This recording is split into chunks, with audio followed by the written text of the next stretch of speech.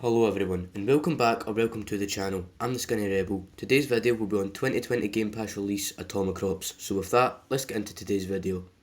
Bullet hell is a genre in which the screen is often flooded with bullets, often arranged in geometric patterns, and it's up to the player to avoid getting hit while firing back at the enemies. But I found it hard to concentrate on any in-game task, whether it's shooting, dodging or planning an escape.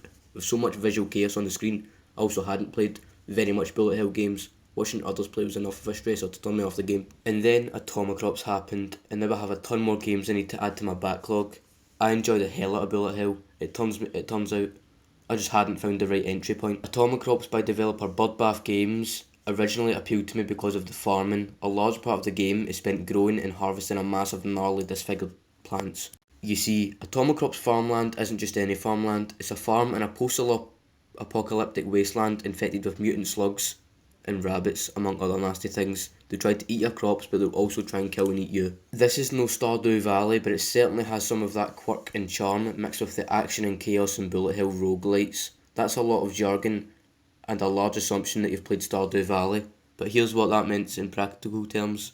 You farm and get married. There's also a shoot and dodge onslaught of incoming bullets with some regularity. Imagine a version of, say, Animal Crossing that breaks out into a technical fighting game every few minutes, and you get the idea. This is a strange mishmash of ideas and genres, but it works together much better than it should. The gameplay works in cycles. Action-packed farm runs, 3 per season, 4 seasons in a year, where you balance farming, exploring, fighting and time.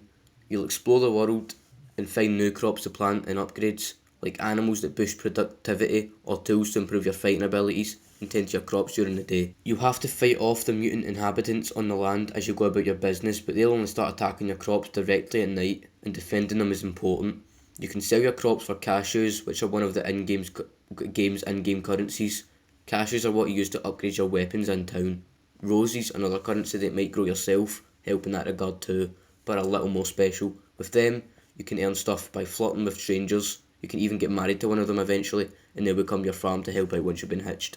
The upgrades aren't super important in the early hours of the game. AtomiCrops does a good job easing players into the loop, but the difficulty ramps up quickly and you'll need new tools to survive longer, otherwise you'll die and have to start over from the beginning. You only get one life. Starting over is less devastating than I initially imagined. After all, that's kind of the point of the game. Nothing feels repetitive. Scenarios play out differently during each run. To survive longer, you've just got to make it past the waves of mutated rabbits, slugs and other creatures, firing relentlessly in an effort to eat you. You can take some hits, something sacrificing health in the most dire situations. As long as it isn't draining your last heart, if that's gone, then the game ends. And so, that means constantly moving, either tending to your crops or shooting too. The short bursts of intensity in each round gave me the space to feel comfortable with investigating experimentation, balancing the needs of my crops without the dangerous exploration. There's a lot of satisfaction in figuring out what I can. If things go as planned, clear an entire area before I need to head back down to tend my own plants. A far cry from what I was able to do when I started playing the game. In doing so means I can become more powerful and do a better job of defending my crops at night. It's the loop of farming, upgrading, fighting and ultimately dying. That's the secret. Learning to play AtomiCrops felt natural. Every run gave me a little more information. I gained understanding of what power-ups benefited my playstyle in waves as I tested out upgrades and weapons and all sorts of goofy combinations. And now I understand why people like these sorts of games. AtomiCrops looks hard, but it doesn't feel punishing as you're playing it. It's hard in a way that it's approachable, and I've come to understand each repetition. Dying and starting over is a part of the process. I could hardly think about what I was doing during my earliest runs. I was so overwhelmed, I just shot at things and ran around. But now I can approach AtomiCrops with a plan, knowing just how long I need to clear an area and when to rush back to protect my plants. I've learned how to dodge and shoot and water my plants by doing it all at the same time, over and over. At the start of the play, there's a small field to till, plant, water, fertilise and harvest. It's done with a single button, and a good idea is to get as much done as possible during the day cycle, as the night cycle brings stronger swarms of enemies who seek a munch on the crops being grown. If the player successfully protects a plant until it's mature, they grab it, survive until a chopper picks them up and then turn the crop into cash at home base before gearing up to start a new day. Mashing up, shooting and farming isn't something that I can recall seeing before, and it's a neat idea, but my biggest takeaway from AtomiCrops is it just doesn't feel done. It's not in terrible shape and the bones are in place, but it's lacking the fine tuning and polish that I would expect from something released as ready. For example, there's no opening cutscene or any story to set up the premise. What's the backstory or my motivation? No clue. The tutorial was insufficient and left me with a lot of questions, and once in the game I was puzzled about several aspects.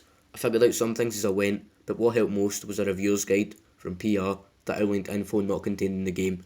I found it super useful, so I want these tips tutorialised for people who will be putting cash down. Once I figured out a good routine, plant, tend, ASAP, when starting a new day, garden till harvest, then wander the surrounding areas and look for items or enemy to capture until the raid day is over, while looking up until I realised just how little the devs give the players in terms of persistence and progression. I think the art in AtomiCrops is cute, the controls are fine, and honestly I do like the high level concept, but the pieces just aren't fitting together to form a cohesive experience. Resources feel too scarce and prices feel too high.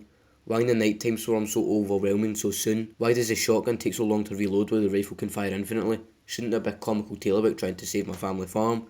Isn't tending the land going to make any other easier and successive runs? AtomiCrops is a farming game and a bullet hell shooter and a roguelike.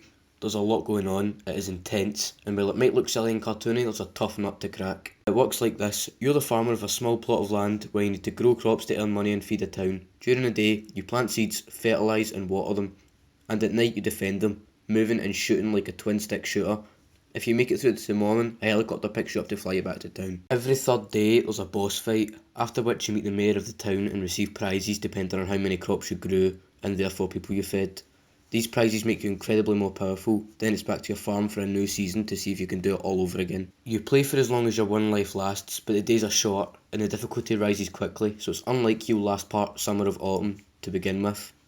Then you try again, that's the loop. It's a small and short loop, but it gradually grows as you learn more. You quickly discover, for instance, you need to go out raiding in nearby enemy lands. There, you find a manner of goodies, like much needed seeds, as well as more valuable things that boost your capabilities and chances of survival. Throw tractors into this already heady mix, a kind of rechargeable super weapon and powerful temporary effect and spells which do useful labour, saving things like filling all your empty farm slots with seeds or making a rain cloud to water everything.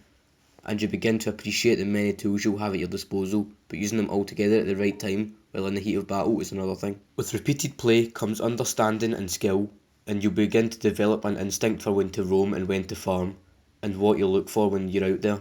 You start picking power-ups which combine well together, you're often given a choice, and shape yourself into something resembling a character build, and you'll begin to realise that things like roses can be planted together to make a bigger super rose that produces a bigger yield, small lessons that have you learning bit by bit. That's how these one life, one shot games work, and as you get further and further, new things unlock like extra characters and a choice of permanent buffs applied every time you play, such as needing to do fewer tasks in order to get energised, which will combine very nicely with some power ups. You will also begin to unlock increasingly hard years to play, with the game on, upping the challenge from the off. And in this way, gradually you will master the game. I'm glad the launch version has tweaked the balance slightly in favour of the player, giving you a bit more health and replenishing it more readily, because I was banging my head against AtomiCrops a bit in the version before, and it was only really that which made me hesitate in recommending it to you.